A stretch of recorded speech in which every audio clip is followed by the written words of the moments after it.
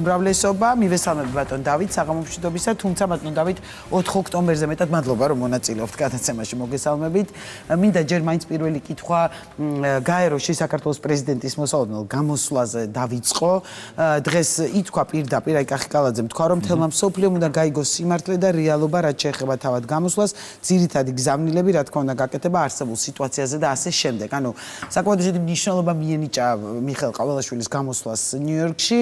თუ გაქვთ ინფორმაცია ან რა ტიპის გზავნილები წარსდგება საქართველოს პრეზიდენტი გაეროს ტრიბუნაზე. უპირველეს ყოვლისა მოგესალმებით, ნინო მივესალმებით ჩვენს ტელემაყურებელს, მადლობას მოგახსენებთ გაცემაში მოწვევისთვის. ძალიან მნიშვნელოვანი ფორუმია ნიუ-იორკში, ის სადაც გაემგზავრა საქართველოს პრეზიდენტი და სადაც გენერალურ ასამბლეაზე აპირებს სიტყვით გამოსვლას. ეს არის ის ფორუმის რესურსი, რომელიც აუცილებლად უნდა იყოს გამოყენებული ჩვენი სახელმწიფოს მიერ.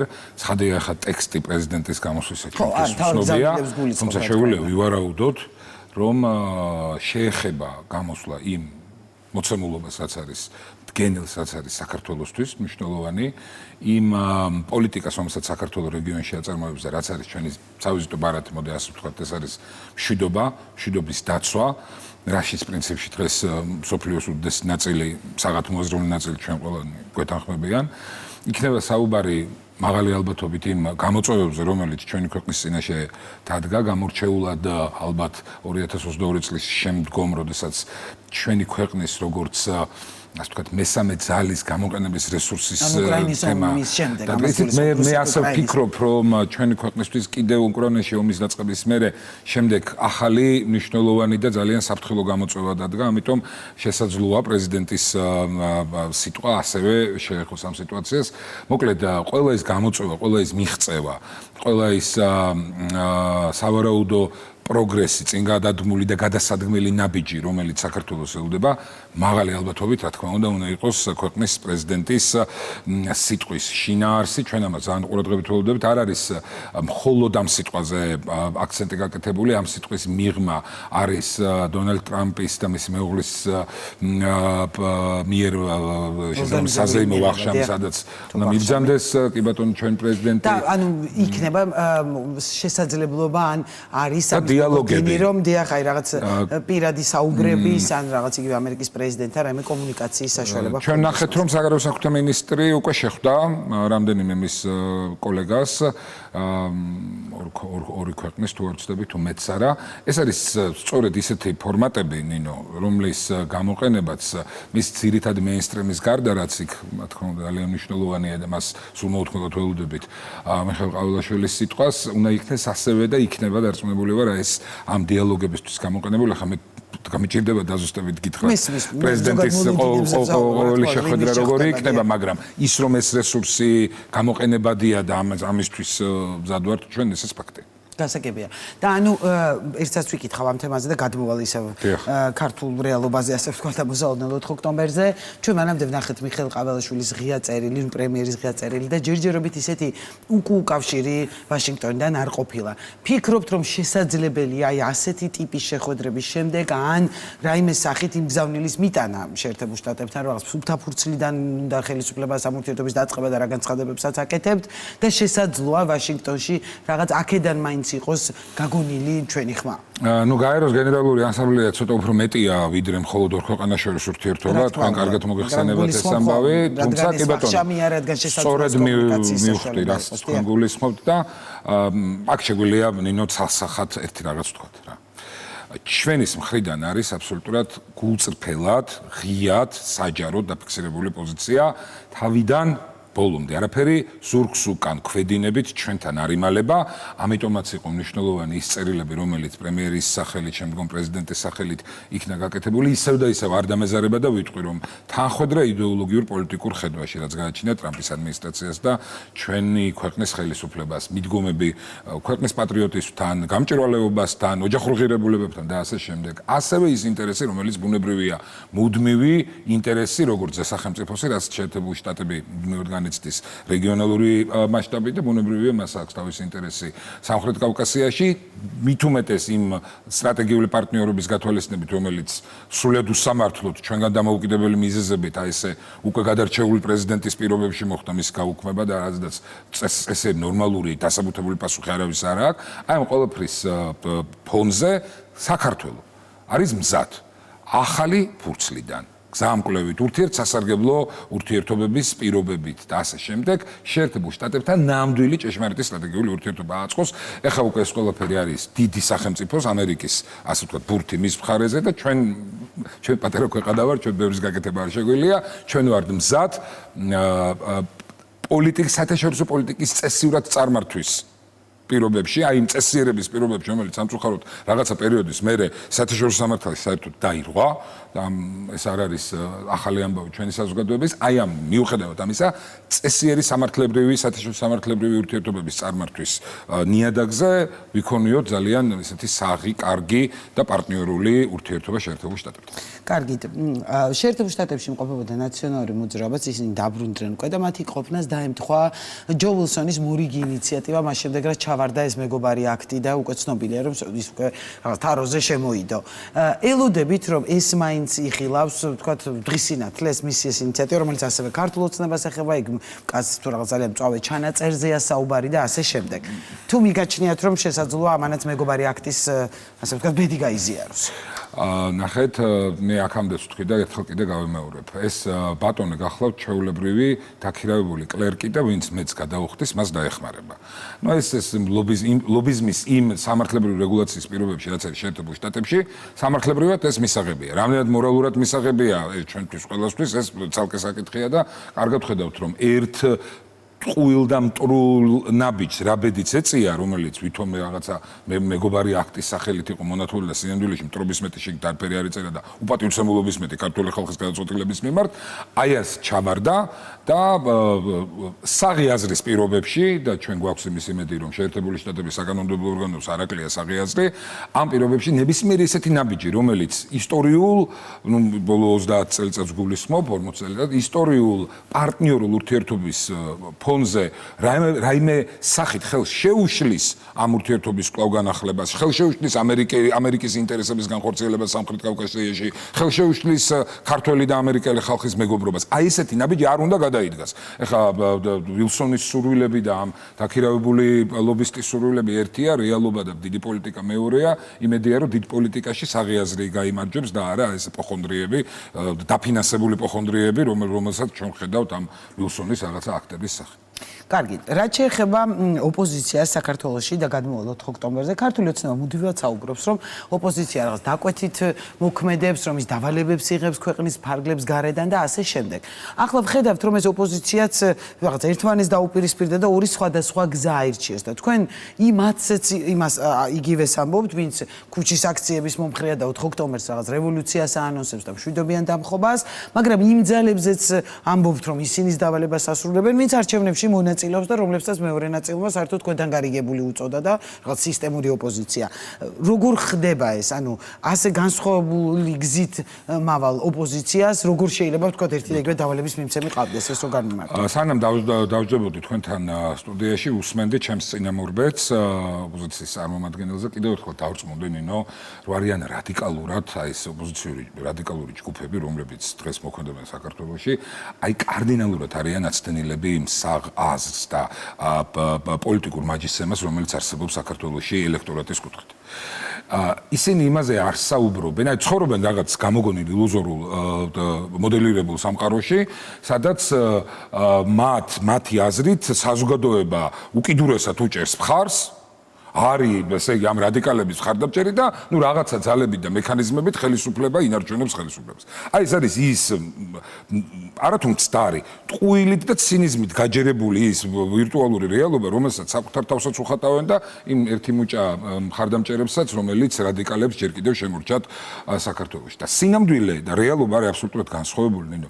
ისინი არ ამბობენ, აი ამ ქალბატონს უსმენდი და ისინი ერთი წამითაც თვითკრიტიკულები არ არიან და იმაზე კი არ საუბრობენ, ფიქრობენ, რომ წყარო ნდობის, წყარო ხელისუფლების დავანებოთ თავი მხოლოდ ნდობას. წყარო ხელისუფლების არის ხალხი, კონსტიტუცია ამით იწყება, ხო?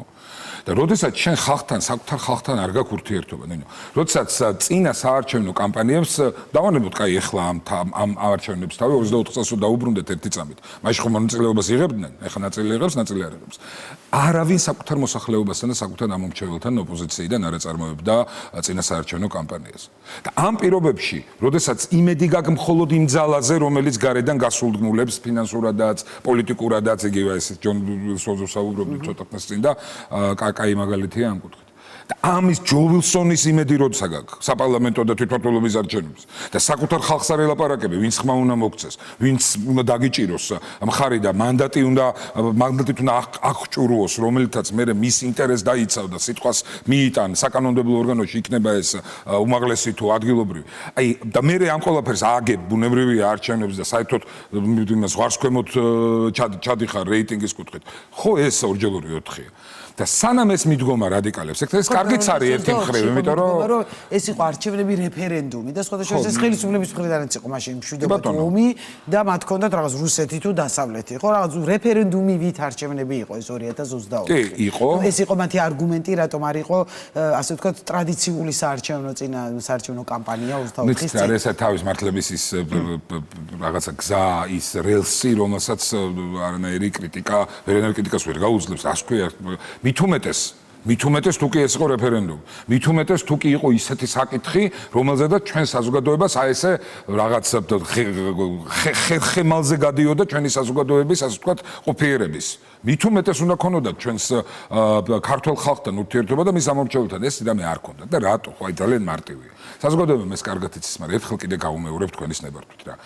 პოლიტიკური ძალები უნდა სულდგმულობდნენ და პოლიტიკურ ენერგიას იღებდნენ საზოგადოებისგან, სადაც ისინი მოღვაწეობენ. როდესაც საზოგადოებასთან წყვეთ ურთიერთობას, ახლა რატო წყვეთ ურთიერთობას? იმიტომ წყვეთ ურთიერთობას რა არაფერი გაქვს სათქმელი საზოგადოებისთვის. 2012 წლამდე რაც მოიტანე, რადიკალურ ოპოზიციას გულისხმობ, ნგრევა და ქვეყნის გაჩანაგება. 2012 წლის დღემდე რაც მოიტანე, ყველა დადები და პოზიტიურ ნაბიჯი, რომელსაც ხელისუფლება დგავდა, ყოველთვის ცდილობდი, რომ ბორბლებში ჯოხი შეგერჭო და ეს წინსვლა და პროგრესი შეგეჩერებინა. დადიოდი კაბინეტი თელი ევროკავშირის დედაქალაქებში და ჯერ 2014-15 წლებში იხვეწებოდი, რომ კანდიდატის ის რა ქვია ვიზა ლიბერალიზაცია არ განხორციელებული იყო საქართველოსთან და შემდგომ კიდე იხვეწებოდი, რომ კანდიდატის სტატუსი არ მიეღო და ასე. აი ყველაფერს აკეთებდი, რომ ქვეყანა წინ არ წასულიყო და ხა დღეს რომ ეს ქვეყანა და ხალხი ყმას არ გაძლევს და არ გიჭერს ხალხს, რა გასაკვირია ამ და რაც შეეხება ვიზა ლიბერალიზაცია ახსენეთ ბატონო დავით, გაქვთ მოლოდინი, როგორია თქვენი მოლოდინი, უბრალოდ იმიტომ რომ ეს არის ახლა ერთი საკითხი, რომელზეც მუდმივად არის საუბარი და ოპონენტები კვლავ ამბობენ, რომ შესაძლოა ეს საკითხი მართლა დადგეს სერიოზულად. მომისმენია თქვენი მართველი გუნდის განცხადებებიც, რომ თქვენ ოპოზიციას აბრალებთ, რომ აი ამიტომ რომ კარდაკარდარბიან ისინი ხელისუფლებას, მაგრამ მოდით ამას გავეშვათ, რამდენად შესაძლოა ეს იყოს რეალური, იმიტომ რომ ეს მართლა თითოეულ მოქალაქეს ეხება და მხოლოდ ამიტომ აინტერესებს. ნახეთ ეს რომ არის შანტაჟი. ამაზე არის შეთანხმებული ჩვენი საზოგადოება. რომ ეს არის რეალურად ჩვენ ხალხზე, ადამიანებზე იმ დიდ უმრავლესობაზე შანტაჟი, რომელიც არ უჭერს მხარს აი ამ რადიკალიზმს და რომელთაც უნდა მშვიდობიანი, ეკონომიკურად განვითარებული და გაერთიანებული ქვეყანა და სამშობლო. ეს არის შანტაჟი, რომ გადაწყვეტენ აი ურნასთან რომ მივლენ საარჩევნო ურნასთან ქართველი ამორჩეველი, ჩვენი ქვეყნის მოქალაქე. გადაწყვეტილება მიიღოს არა გულის კარნახით და ტვინის კარნახით, როგორც მას სურს და საითქეც გული უბიძგებს, არამედ იმ სურვილებით, რაც სურთ ქვეყნის პარკლებს გარეთ. ეს ერთი, რომ ამაზე შეთანხმებული ვართ, რომ ეს არის შანტაჟი. ეხლა მეორე, როდესაც შანტაჟის მექანიზმებს ბოლომდე დაცლი მე რო ხელში აღარაფერი გჭირდება. ამიტომ ამ მიზეზითაც და კიდე სხვა მიზეზებიდან გამომდინარეც პოლიტიკური მიზეზებიდან ფიქრობთ, რომ საღი აზრის გამარჯვების პირობებში ესეთი რამ არ უნდა მოხდეს ჩვენს ქვეყანასთან მიმართებით, იმიტომ რომ ნახეთ, ამ ნაბიჯის განდამოუკიდებლადაც მათივე ქმედებები და საქციელებით ევროჩინოვნიკები, რასაც ჩადიან სამწუხაროდ, ისევ მათი ორგანიზაციის მიერ გაკეთებული ანალიზით, ევრობარომეტრით რაღაც მსგავსი ქვია, ევროსკეპტიციზმი არის საკმაოდ გაღვივებული ჩვენს ქვეყანაში. მაშინ, როდესაც ჩვენ ძალიან კარგად გვახსოვს, როგორ იყო ქვეყნის მოსახლეობის უდიდესი უმრავლესობა მომხრე ევროინტეგრაციის. ჩვენ ყველაფერს ვაკეთებთ კონსტიტუციაში ჩანაწერიდან დაწყებული. დღემდე აბსოლუტურად ყველაფერი გავაკეთეთ იმისთვის, რომ ქვეყანა მდგრადი ნაბიჯებით საკუთარი ინტერესების გათვალისწინებით და ღირსების გათვალისწინებით ევროპის გზაზე წასულიყო და ასეც დადის და თუ რაიმე პრობლემა ევროსკეპტიციზმის ჩათვლით ამ სიტუაციაში არსებობს, აუცილებლად ეს არის ევრობიუროკრატების მიერ საკუთარ თავთან მოსაკითხი თემა. როგორ შეიძლება ქართველ უბრალოდ როგორ არ შეიძლება პროქსი ხალხად და პროქსი ქვეყანად გამოიყენო ის ხალხი და ის ქვეყანა, რომელიც ერთგულია შენი ღირებულებებს. კარგი, და მინდა რომ 4 ოქტომბერზეც მოვასწრო, როგორია თქვენი მოლოდინი 4 ოქტომბერთან დაკავშირებით. ოპოზიციის ნაწილი მომხრეებს არწმუნებს, რომ 5 ოქტომბრიდან სხვა საქართველოში და ახალ პოლიტიკურ რეალობაში გაიღვიძებს ქვეყანა, ელით თუ არა, აი ამ დაანონსებული რევოლუციური სცენარის განხორციელების რეალურ მცდელობას 4 ოქტომბერს. იცით, პოლიტიკურ რეალობა ოდნავ განსხვავებული ნამდვილად იქნება, იმედია, იმიტომ რომ რადიკალიზმის ასე ვთქვათ, მარცხი იქნება ძალიან სოლიდური. და მე იმედს გამოვთქვამ, რომ რას გულისხმობთ ამ მარცხში, რომ დავიწყოთ კონკრეტულად? კი ბატონო. ახეთ იმისთვის რომ დემოკრატიული პროცესი ხელი შეეწყოს, ნებისმიერ ქვეყანაში საქართველოს არანაირი გამონაკლისი არ არის, ამაში აუცილებელია ხელისუფლებას ყავდეს ოპოზიცია. ოღონდ ეს ოპოზიცია უნდა ყავდეს ხელისუფლებას და არა ქვეყანას. არ შეიძლება საკუთარ სამშობლოს ედგე ოპოზიციაში და არ მოგწონდეს და იყო წინააღმდეგი შენი ქვეყნის პროგრესის. შეიძლება და უნდა იყო კიდეც შენი ხელისუფლების, თუ კი ხარ ოპოზიციაში და პოლიტიკური ძალა, გვქვია, რა თქმა უნდა არჩევნების გზით ეცადო პროგრამა დაანახო. უკეთესი, ასე ვთქვათ, მომავლის სცენარია ჩვენო შენს მოსახლეობას, რომ შენ დაგიჭიროს ხარი და არა ხელისუფლებას. თუმცა ამბობენ, რომ არჩევნები რაღაც იგივე საარჩევნოები, უნდობლობა აქვთ მათ არჩევნების მიმართ და ამბობენ, რომ აზრი არ აქვს არჩევნებში მონაწილეობა. ეს არის ძალიან ოპონენტების მთავარი мотиваცია. ნაციონალურ მოძრაობაც ამბობდა, რომ ვერამინდა გვასწრებდა არჩევნებში მონაწილეობას. ეს არის უსუსური მცდელობა, საკუთარი ზღვარს ქვემოთ დაშვებული რეიტინგი და საკუთარი უსუსურობა რაიმე ფორმით გაამართლონ. იმიტომ რომ ჩვენ გვახსოვს ძალიან კარგად 2012 წელი მარტივ მაგალითს გეტყვით რა. თუ კი საზოგადოება არის ხელისუფლების წინააღმდეგ, ვერაფერი ამ სამყაროში მას წინ ვერ აღუდგება იმისთვის, რომ ის გადაწყვეტილება მიიღოს არჩევნებზე, რაც მას სურს. და ეს ამის ძალიან კარგი მაგალითია 2012 წელი. როდესაც საზოგადოება არის ხელისუფლების მომხრე, როდესაც საზოგადოება სჯერა ხელისუფლების განხორციელებული პოლიტიკის, ის სცენარი დგას, რაც არის დღეს. ერთი მუჭა 50 კაცი, 100 მაქსიმუმ, რომელიც ყოველ საღამოს დარბის სიმტკიცეში. მობილიზაციის შემდეგ. ნახეთ, ჯერ ერთი ის რომ ძალიან სუსტები არიან. ნინო, ძალიან სუსტები არიან და რა მობილიზაციაც არ უნდა გააკეთონ, ამ მობილიზაციაში დაისახება მათი სისუსტე აუცილებლად, ეს ერთი. მეორე, მადლობა ღმერთს, ცხოვრობ დემოკრატიულ სახელმწიფოში და პროტესტი არის აბსოლუტურად ჩვეულებრივი საკითხი, მით უმეტეს ჩვენთვის ქართველებს. პროტესტი, როგორც კი გადაცდება კანონიერ ჩარჩოებს, ის იქნება სახელმწიფოს მხრიდან ადეკვატურად პასუხგაცემული. ამიტომ არაფერი არ მოხდება, ყველაფერი იქნება მშვიდად, ვისაც არ უნდა რამე მცდელობაზე წადილი ქონდეს, ეს წადილი ნეგატიური თვალსაზრისით ბუნებრივია სახელმწიფოსგან მიიღებს ადეკვატურ პასუხს, ისე რომ მშვიდობით ჩატარდება, მშვიდობიანი არჩევნები გველოდება, აუცილებლად წინა საარჩევნო პროცესი მშვიდობიანია, არჩევნები მშვიდობიანი იქნება და საბოლოოდ გადაწყვეტილებაც ისეთი იქნება, როგორც სურს ქართულ ხალხს და ჩვენს სახელმწიფოს. ეს არის ქართული ოცნება დემოკრატიული საქართველოს 64 მუნიციპალიტეტში ელოდებათ უმძიმესი მარცხი რადიკალებს. მადლობა დიდი რომ პასუხობდით ჩვენს კითხვებს. დავით მათიკაშვილი იყო ღამის კურიერის დღევანდელი ღამის კურიერის ბოლო სტუმარი. ჩვენ ერთმანეთს 4 შაბათს კვლავ შევხვდებით და კვირის მნიშვნელოვან მოვლენებს მიმოვიხილავთ ჩვენ სტუმრებთან ერთად. მადლობა რომ